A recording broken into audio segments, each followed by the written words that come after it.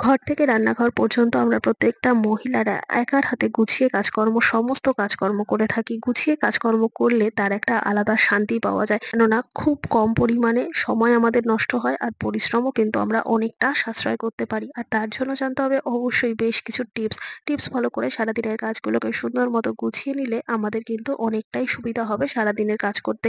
আজকে সেই রকমই বেশ কিছু জানা অজানা টিপস তোমাদের সাথে শেয়ার করবো, যেগুলো দেখলে আমাদের প্রত্যেক গৃহিণীর কোনো না কোনো ঠিক সারাদিনে উপকারে আসবে। চলো তাহলে বেশি কথা না বাড়িয়ে আজকের ভিডিওটা শুরু করে দিই। তো বন্ধুরা দেখো, প্রথম যে টিপসটা আমি তোমাদের সাথে শেয়ার করব, আমরা কিন্তু প্রত্যেকদিনই ভাত করি, একবার বা দুবার যখনই ভাত করি এরকম কি কখনো হয় চালের সাথে জলটা ঠিকঠাক মতো মেপে না দিতে পারলে জলটা কিন্তু লাস্টের দিকে গিয়ে অনেকটা শুকিয়ে আসে।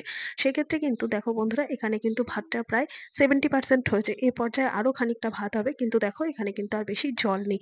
এই অবস্থায় আরো একটু বেশি ফুটতে দিলে কিন্তু জলটা পুরোপুরি ড্রাই হয়ে যাবে আর ভাতটাও কিন্তু একেবারে পুরো ভেজা হয়ে যাবে, গলে যাবে, এরকম কিন্তু হয়। আর এই অবস্থায় যদি আমরা কাঁচা জল ঢালি মানে ঠান্ডা জল, সেক্ষেত্রে দেখা যায় যে ভাতটা হতে আরো লেট হয়। আর সেক্ষেত্রে কিন্তু ভাতটা ঠিকঠাক মতো ঝরঝরেও হয় না। তো এই অবস্থায় কি করব, এইটুকু জলের মধ্যেই কিন্তু সমস্ত ভাতটা হয়ে যাবে। এই অবস্থায় আমি দিয়ে দেবো ১ চামচ পরিমাণ ঘি। যদি তোমরা ঘিটাকে এভয়েড করতে চাও সেক্ষেত্রে ১ চামচ পরিমাণ সাদা তেল দিয়ে দেবে। ভালো মতো ভাতের সাথে এই ঘিটাকে মিশিয়ে দিয়ে এবার গ্যাস বন্ধ করে ঢাকা দিয়ে রাখবো বেশ কিছুটা সময়ের জন্য। এই ভাপে কিন্তু সম্পূর্ণ ভাতটা হয়ে যাবে। আর এই ঘিটা দেওয়ার কারণে এই যে একটা গামাখা ব্যাপার বা গলে যাওয়ার একটা ব্যাপার ছিল সেটা কিন্তু হবে না। তো এবার দেখো বন্ধুরা, আমি বেশ খানিকটা সময় ঢেকে রাখার পর আমি ভাতের ফ্যানটা ঝরিয়ে তোমাদেরকে ভাতটা হওয়ার পর দেখাচ্ছি যে সম্পূর্ণ ভাতটা কিন্তু একেবারে ঝরঝরে রয়েছে। যে জল কমে যাওয়ার ফলে যে ভাতটা হতে সমস্যা হচ্ছিল সেই সমস্যাটা কিন্তু হচ্ছে না। একেবারে প্রত্যেকটা ভাত আলাদা ভাবে বোঝা যাচ্ছে।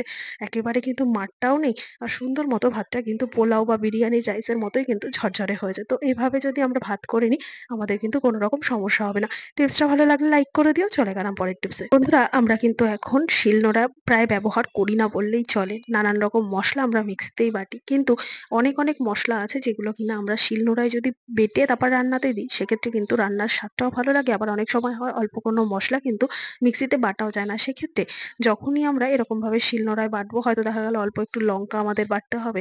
তো সেক্ষেত্রে যখন আমরা এইভাবে লঙ্কাটা বাটার সময় এইভাবে আঙুল দিয়ে টেনে আনি মসলাগুলোকে, তো সেক্ষেত্রে কিন্তু আমাদের আঙুল প্রচন্ড জ্বালা করে। বিশেষ করে গোলমরিচ বাটা বা কাঁচা লঙ্কা, শুকনো লঙ্কা বাটা এসবের ক্ষেত্রে কিন্তু খুব এতটাই জ্বালা করে যে ঠিকঠাক মতো হ্যান্ড ওয়াশ করলেও কিন্তু জ্বালা কমতে চায় না। তার জন্য এখানে নিয়ে নিয়েছি বেলুন।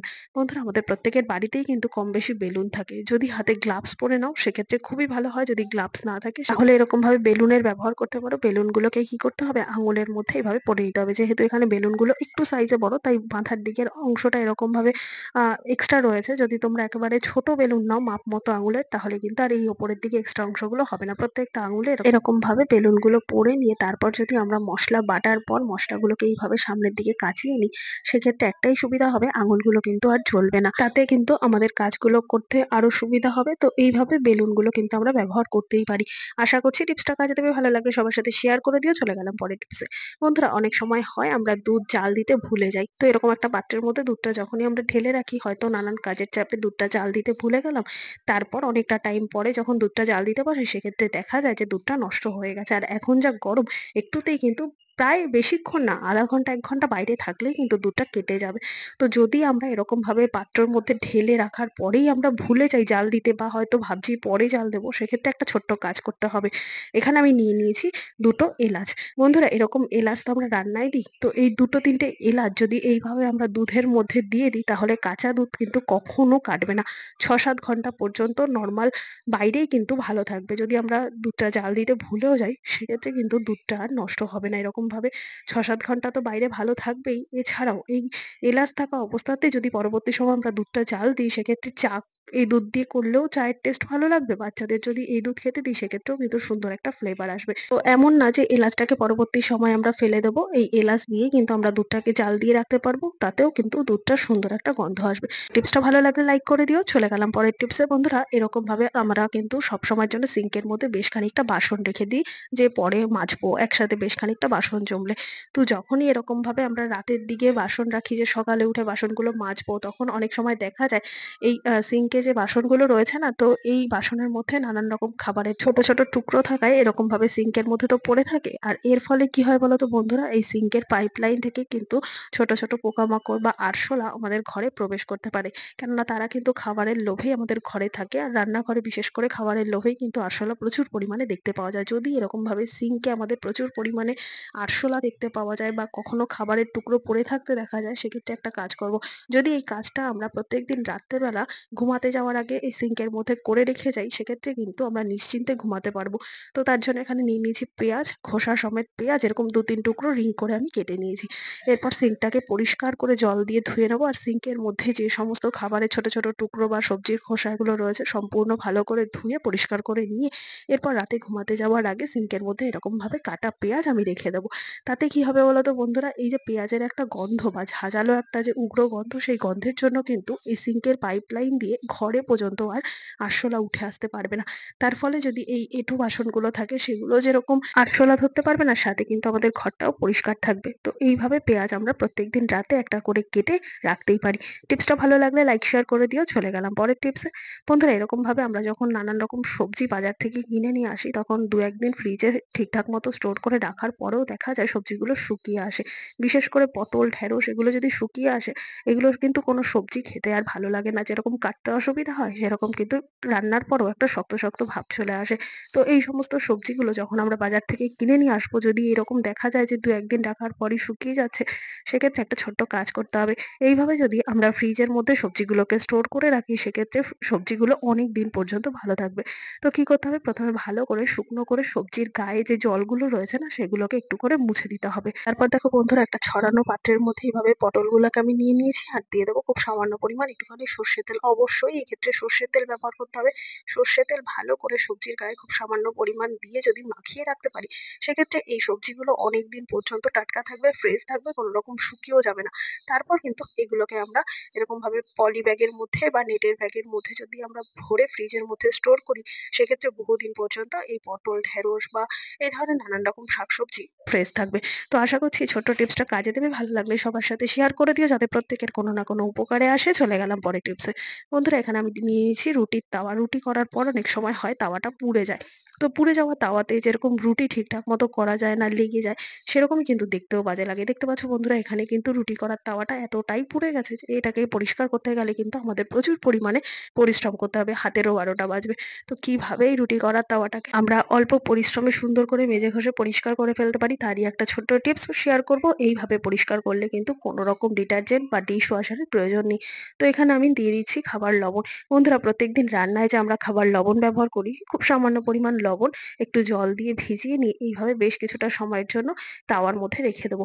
আর লবণটা কিন্তু এখানে খুব সুন্দর মতো একটা স্ক্রাবিং এর কাজ করবে। তারপর হালকা হাতে যদি এভাবে স্টিল উলির সাহায্যে আমরা ভালো করে তাওয়াটাকে পরিষ্কার করে মেজে নিতে পারি, সেক্ষেত্রে যতই পোড়া দাগ থাকুক না কেন সুন্দর মতো কিন্তু উঠে যাবে। যার জন্য আমাদের হাতের কোনো অসুবিধা হবে না। সাথে কিন্তু তাওয়াটাও ঝকঝকে পরিষ্কার হয়ে যাবে। একেবারে মুখ দেখতে পাওয়া যাবে, এত সুন্দর পরিষ্কার হবে। তো দেখো বন্ধুরা, এবার আমি পরিষ্কার জল দিয়ে ধুয়ে তোমাদেরকে তাওয়াটা দেখাচ্ছি যে একটুখানি লবণ দিয়ে পরিষ্কার করে কতটা পরিষ্কার হয়েছে। আর যেটুকু দাগ রয়েছে প্রত্যেকদিন মাজা ঘষার ফলে কিন্তু সেটুকু উঠে যাবে। আশা করছি টিপসটা কাজে দেবে। চলে গেলাম পরের টিপস। বন্ধুরা আমরা প্রত্যেক নারীরাই কিন্তু শাড়ি পরতে ভীষণ পছন্দ করি। আমাদের ওয়ার্ড্রপে কিছু থাক না থাক বেশ কতগুলো পছন্দের শাড়ি কিন্তু থাকে। নানান রকম শাড়ি যদি আমরা কিনতে পারি, সেক্ষেত্রে কিন্তু এই শাড়িগুলোকে প্রপার ভাবে যত্ন করে রাখাটাও কিন্তু আমাদেরই কর্তব্য। কেননা শাড়ি যদি বেশি দিন আমরা একইভাবে আলমারির মধ্যে ভাঁজ করে রাখি, সেক্ষেত্রে কিন্তু শাড়ি ভাঁজে ভাঁজে রং উঠে যেতে পারে, শাড়ির কাপড়ের কোয়ালিটি নষ্ট হয়ে যেতে পারে। তো এইরকম নানান সমস্যা কিন্তু হতেই পারে। তার জন্য কি করি আমরা বন্ধুরা বলো তো, ন্যাপথলিন ব্যবহার করি, যাতে আলমারির মধ্যে কোনো রকম পোকামাকড় শাড়িগুলোকে নষ্ট করতে না পারে। কিন্তু অনেকেই আবার ন্যাপথলিনের গন্ধ সহ্য করতে পারে না। আবার অনেক সময় হয় ঘরে ন্যাপথলিন থাকে না, তখন আমরা কিভাবে আলমারির মধ্যে শাড়িগুলোকে অর্গানাইজ করে রাখবো। জন্য দেখো বন্ধুরা, এখানে আমি নিয়ে নিচ্ছি ধূপকাঠি। ধূপকাঠি কিন্তু আমরা প্রত্যেক বাড়িতেই ব্যবহার করে থাকি, কিন্তু ধূপকাঠি খালি হয়ে যাওয়ার পর ধূপকাঠির যে পাউচ প্যাকেটটা কিংবা কাগজের যে বাক্সটা, সেটা কিন্তু আমরা ফেলে দিই। আজকে থেকে বন্ধুরা এই খালি বাক্সটা বা প্যাকেটটাকে ফেলবো না। কোনো এক ছোট কোনা করে যদি এইভাবে কেটে নিই, তাহলে একটা ধূপকাঠির প্যাকেট কিন্তু আমরা ৫ থেকে ৬ মাস মাস পর্যন্ত চালাতে পারবো। কিভাবে? তো দেখো বন্ধুরা, এখান থেকে আমি ছোট এক পলিথিনের টুকরোটা কেটে নিয়েছি। এরপর কি করব, এই পলিথিনের টুকরোগুলোকে ছোট, ছোট টুকরো করে কেটে নিয়ে প্রত্যেকটা শাড়ির ভাঁজে, ভাঁজে এইভাবে আলমারির মধ্যে আমরা রেখে দেবো। এইভাবে যদি আমরা শাড়ির ভাঁজে, ভাঁজে ধূপকাঠির প্যাকেটগুলোকে রাখতে পারি, সেক্ষেত্রে কিন্তু আলমারির মধ্যে কোনো রকম পোকামাকড় হবে না। তার ফলে শাড়িগুলো অনেকদিন পর্যন্ত ভালো থাকবে। শাড়ির মধ্যে যে ন্যাপথলিনের একটা উগ্র বাজে গন্ধ হয়ে যায়, সেটাও কিন্তু হবে না। খুব সুন্দর একটা ফ্রেশ গন্ধ শাড়ির মধ্যে থাকবে। কেননা ধূপকাঠির যে প্যাকেটগুলো হয় না, সেই প্যাকেটের মধ্যে এত সুন্দর একটা ধূপকাঠির গন্ধ থাকে অনেকদিন পর্যন্ত। সেই ধূপকাঠির গন্ধটা কিন্তু আমাদের শাড়িগুলোকে ভালো রাখতে সাহায্য করবে। তো আশা করছি এই ছোট্ট টিপসটাও অনেক বেশি কাজে দেবে। ভালো লাগলে লাইক, শেয়ার করে দিও। চলে গেলাম পরের টিপসে। বন্ধুরা, আমরা প্রত্যেক মহিলারাই যখন দোকান মার্কেট যাই বা কোনো কিছু কেনাকাটা করতে যাই, মোট কথা হলো ঘর থেকে বেরোলেই কিন্তু এই ধরনের একটা পার্স ব্যাগ ক্যারি করি। এর মধ্যে আমাদের দরকারি কাগজপত্র থেকে মোবাইল ফোন, টাকা পয়সা, ঘরের চাবি, অনেক কিছুই কিন্তু দরকারি জিনিসপত্র এর মধ্যে আমরা নিয়ে তারপর ঘর থেকে বেরোই। এটা কিন্তু প্রত্যেক মহিলারাই ক্যারি করে থাকে। কিন্তু এই ধরনের ব্যাগগুলো জনবহুল এলাকায় গেলে কিন্তু খুব পরিমাণে পিকপকেট হয়ে যাওয়ার বা চুরি হয়ে যাওয়ার একটা প্রবণতা থাকে। যদি ব্যাগের কাপড়টা নরম হয় তাহলে কিন্তু ব্লেড চালিয়ে তারা জিনিসপত্র চুরি করে ফেলে। আর যদি ওপরের কাপড়টা একটু শক্ত হয় বা মোটা ফোমের ব্যাগগুলো হয়, সেক্ষেত্রে কিন্তু কাটতে পারে না। তার ফলে কিন্তু তারা চেনটা খুলে নিয়ে চুরি করার একটা প্রবণতা থাকে। কিন্তু এই ধরনের ব্যাগগুলো যখনই আমরা বাড়ির বাইরে নিয়ে বেরোবো, খুব বেশি জনবহুল এলাকায় গেলে কিন্তু অতও আমাদের ব্যাগটাকে খেয়াল রাখার কথা মনে থাকে না। তো সেই সমস্ত জায়গায় কিন্তু আমাদের চুরি হয়ে যাওয়া এটাই স্বাভাবিক। আমাদের হাতে যদি ছোট বাচ্চা থাকে, বাচ্চাকে সামলাবো না ব্যাগ সামলাবো, বা সাথে যদি বয়স্ক মানুষ থাকে কাকে সামলাবো? তখন কিন্তু আমরা ব্যাগটার দিকে বেশি কনসেনট্রেশন করতে পারি না। তো যখনই আমরা এই ধরনের ব্যাগগুলো নিয়ে বেরোবো, সেটা খুব বেশি জনবহুল এলাকায় গেলাম কিংবা হালকা কোনো জায়গায় গেলাম, তো যখনই আমরা ঘর থেকে বেরোবো এই ছোট্ট কাজটা করে নেবো। যখন ব্যাগের চেনগুলো দুটোকে আমরা আটকে দেবো, তারপর তার ঠিক পরের অংশটা দিয়ে এইভাবে একটা বড় সেফটি পিন আটকে দেবো। তো এখানে আমি আলাদা, আলাদা করে আর সেফটি পিন আটকালাম না। তোমাদের কাছে যদি ছোট, ছোট সেফটি পিন থাকে তাহলে প্রত্যেকটা চেনের জন্য চেনগুলোকে আটকে নিয়ে ঠিক আগের অংশটায় এইভাবে যদি আলাদা, আলাদা সেফটি পিন দিয়ে আমরা ব্যাগের সাথে আটকে দিতে পারি, তাহলে কিন্তু কোনোভাবেই চেনটাকে টেনে খোলার মতো আর কোনো সিচুয়েশন থাকবে না। আর চেনটাকে টেনে খুলতে গেলে কিন্তু তার আগে সেফটি পিনটাকে ওপেন করতে হবে। যার ফলে প্রচুর পরিমাণে মুভমেন্ট হলে কিন্তু আমরা টের পেয়ে যাবো। তো অবশ্যই বাড়ির বাইরে বেরোলে এই টিপসটা ফলো করো। টিপসটা ভালো লাগলে অবশ্যই একটা লাইক করতে ভুলো না। চলো দেখে নাও পরের টিপস। ভাত রান্নার পর ভাতের যে ফ্যানটা থাকে, সেই ভাতের ফ্যান বা মাড় সেটাকে কিন্তু আমরা ফেলে দিই। আজকে থেকে ভাতের এই ফ্যান বা মাড় কিন্তু কখনোই ফেলবো না। ভাত রান্না করার পর এই ভাতের ফ্যানটা রেখে দেবো, দারুণ একটা কাজে কিন্তু আমরা ব্যবহার করতে পারবো। তার জন্য এখানে আমি নিয়ে নিয়েছি একটুখানি ভাতের ফ্যান। তবে খুব বেশি নেওয়ার প্রয়োজন নেই, খুব সামান্য পরিমাণ নিয়েছি। দেখতেই পাচ্ছ একটা বাটির মধ্যে হাফ বাটি পরিমাণ আমি এখানে ফ্যান নিয়েছি। ফ্যানটা অবশ্যই পুরোপুরি ঠান্ডা হয়ে গেছে। এ পর্যায়ে এই ভাতের মাড়ের মধ্যে আমি মিশিয়ে দেবো একটুখানি শ্যাম্পু। তোমরা যে ধরনের শ্যাম্পু ব্যবহার করো সেই শ্যাম্পুই একটুখানি মিশিয়ে নেবে, তবে খুব বেশি পরিমাণ মেশানোরও কিন্তু একেবারেই দরকার নেই।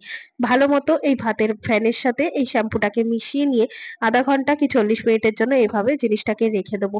এবার আধা ঘন্টা বা 40 মিনিট বাদে এটাকে কি কাজে ব্যবহার করবো। দেখো বন্ধুরা, আমাদের অনেক সময় হয় ওয়েদার চেঞ্জের সময় বিশেষ করে, কিংবা ডেলিভারির পর দেখা যায় ভীষণ পরিমাণে কিন্তু হেয়ার ফল হয়। বাচ্চা থেকে বড় এই জিনিসটা কিন্তু এখন প্রত্যেকের মধ্যেই দেখা যায়। এত পরিমাণ হেয়ার ফল হয় না, আমাদের মনে হয় যে চুলটা কেটে ফেললেই হয়তো ভালো হয়। কেননা এই চুল নিয়ে আমরা আর একেবারেই পেরে উঠছি না, এটাই কিন্তু মনে হয়। সাথে কিন্তু খুশকি বা মাথার নানান রকম সমস্যা, অকালপক্য চুলের বা হয়তো গ্রোথ নেই। বিশেষ করে বাচ্চাদের ক্ষেত্রে কিন্তু এই সমস্ত সমস্যাগুলো হয়। ঠিকঠাক মতো চুলের তারা যত্ন নেয় না বলে চুলে কিন্তু নানা রকম সমস্যা হয়। তাই সপ্তাহে অন্তত একদিন মাথা শ্যাম্পু করার আগে এই মিক্সচারটা দিয়ে ভালো করে যদি মাথার মধ্যে আমরা ভালো করে এইভাবে মাসাজ করে নিতে পারি, তারপর বেশ কিছুটা সময় এভাবে মাথার মধ্যে দিয়ে মাথাটাকে শুকিয়ে নিয়ে তারপর নরমাল ভাবে জল দিয়ে ধুয়ে তারপর আমরা যদি স্নান করে নিই, সেক্ষেত্রে দেখা যাবে চুলের কিন্তু গ্রোথ দারুণ ভাবে হবে। কোনো রকম হেয়ার ফল হবে না, চুল কালো কুচকুচে হবে, স্ট্রং হবে, সাথে চুল কিন্তু ভেতর থেকে মজবুত হবে। তো এইভাবে যদি আমরা করতে পারি তাহলে কিন্তু সেক্ষেত্রে আমাদের বেশ খানিকটা সুবিধা হবে। আশা করছি আজকের এই টিপস গুলো তোমাদের অনেকটাই কাজে দেবে। ভালো লেগে থাকলে লাইক, কমেন্ট, শেয়ার করে পাশে থাকবে। আমার এই ভিডিওটা তোমরা কে কোথা থেকে দেখছো কমেন্ট করে জানাতে ভুলবে না। দেখা হবে আবার অন্য কোনো ভিডিওর সঙ্গে। ধন্যবাদ।